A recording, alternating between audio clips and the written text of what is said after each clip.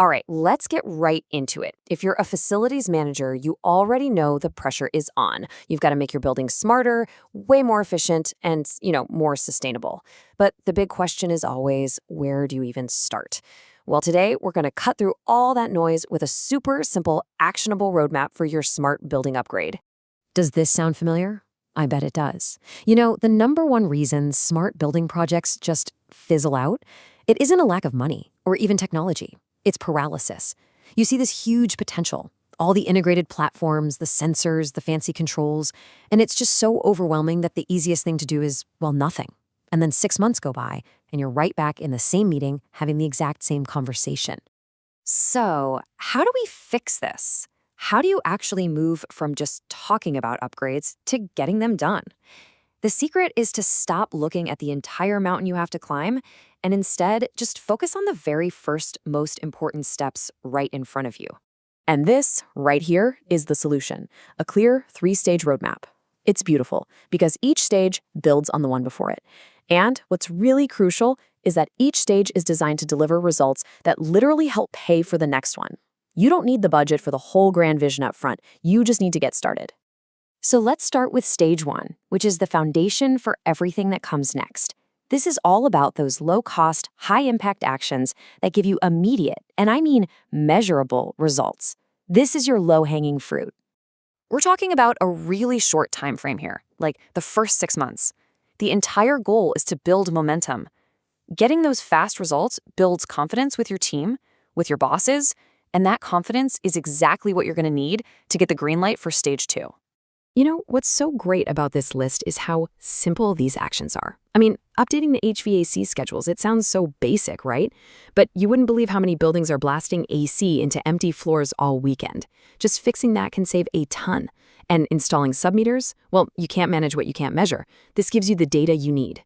A simple audit of your set points can often undo years of inefficient settings. And here's the business case that makes this a total no-brainer. The cost is tiny. A lot of it is just your team's time for the audits, with a pretty modest investment for some basic hardware. But the returns, they're significant. We're talking real savings on cooling and energy that start paying you back almost right away. So, what does this all add up to? The bottom line is this. Just by focusing on these quick wins, you can expect a total energy saving of about 10 to 15%. And that is not just some number on a spreadsheet. That's real money. That is the seed money for your entire upgrade project. It proves the concept works, and as you're about to see, it's what's going to fund the next phase.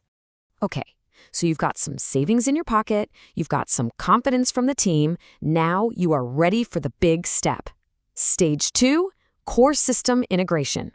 This part usually takes somewhere between 6 and 18 months, and the main goal here is to create a central nervous system for your building, bringing all those different separate systems together onto one single unified platform.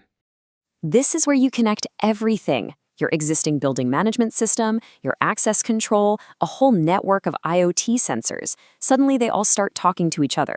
And just like that, you have one single source of truth on a unified dashboard. This is where you unlock really powerful new tools, like predictive maintenance. Okay, yeah, the investment here is higher, no doubt about it, but just look at those returns. You're adding another 12 to 18% in energy savings on top of what you already got in stage 1. And what's even crazier, you're looking at a 30 to 40% drop in maintenance costs because you're moving from just fixing broken stuff to actually preventing problems before they even happen. And that brings us to the final frontier. Stage 3. This is where your building goes from just being connected to being truly, genuinely intelligent.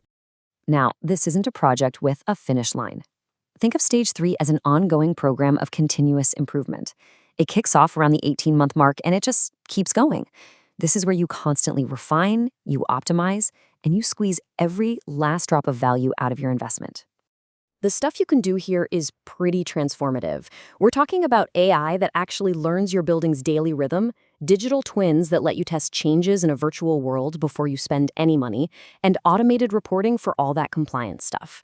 This is what peak proactive management looks like. And a really key financial shift happens right here.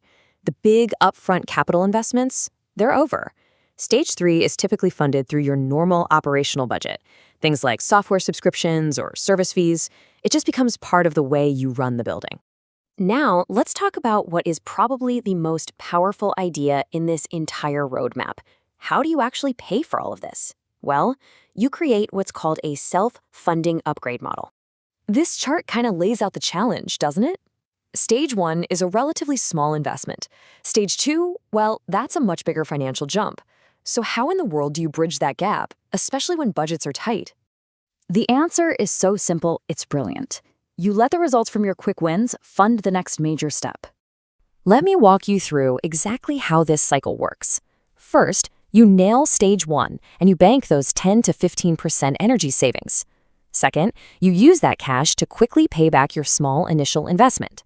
And third, you take the ongoing profits from those new efficiencies and you reinvest them to cover the bigger cost of stage 2. It's a perfect, virtuous cycle.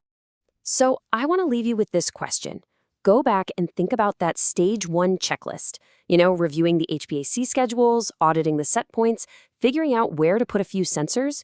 Which one of those things could you realistically start tomorrow? Because that's how this whole journey begins. Not with a massive budget proposal, but with one small, smart, decisive step.